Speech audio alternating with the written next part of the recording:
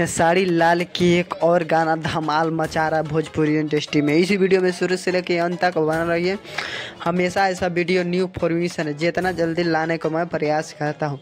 खेसारी लाल के आज से 2 साल पहले गाना आया था जिस गाना का नाम है नथुनिया। नथुनिया तो गाना धमाल और बवाल भोजपुरी इंडस्ट्री में मचा रहा है।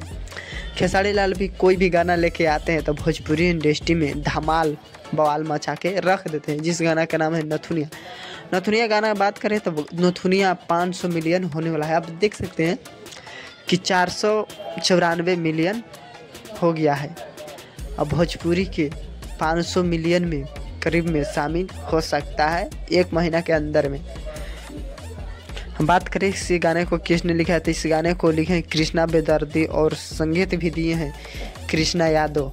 जो बवाल मुखड़ा अंतरा दोनों बढ़िया से लिखा गया है। जो कृष्णा बेदर्दी लिखे हैं गाना एकदम धमाल लिखे हैं कि बवाल मचा रहा भोजपुरी इंडस्ट्री में। और लिखना चाहिए ऐसे ही कि लॉन्ग टाइम तक चलते रहे गाना, कोई रुके नहीं बीच में।